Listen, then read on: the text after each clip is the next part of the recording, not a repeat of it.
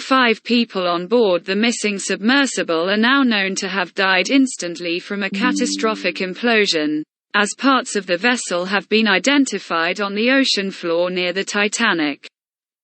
The U.S. Coast Guard announced a robotic operational vessel, ROV, which reached the ocean floor 4 days after the submersible went missing, sent back live footage of the debris field about 500 meters off the bow section of the Titanic. 5 parts from the submersible were identified, including the tail cone and landing frame. The Coast Guard said, "It is believed that the submersible had a loss of pressure and a catastrophic implosion last Sunday as it descended to the site 3,800 meters below sea level. No bodies have been found.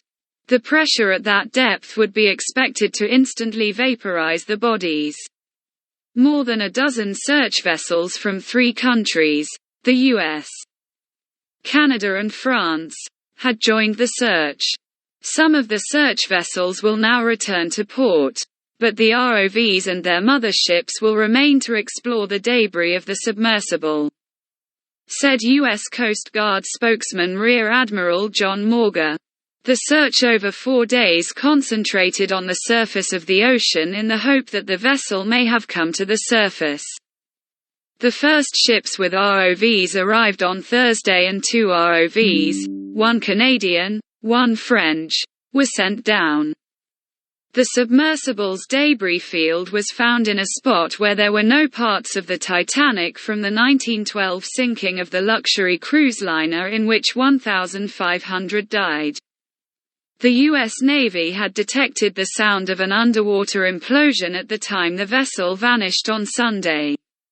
But the sound could not be determined as definitely from the submersible. However, the implosion was likely to have occurred last Sunday as no sounds of implosions were heard during the search over 4 days.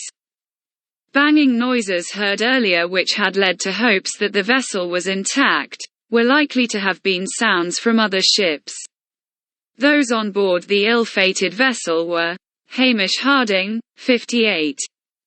A British billionaire adventurer who has been to space and made trips, the South Pole, Pakistani-British billionaire businessman Shahzada Dawood, 48.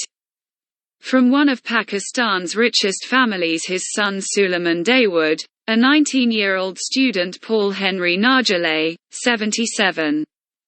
A former French Navy officer who had spent more time at the Titanic wreck than any other explorer and was part of the first expedition to visit it in 1987, Stockton Rush, 61, the CEO of Ocean Gate, the firm that owns the lost submersible and was its pilot on this voyage.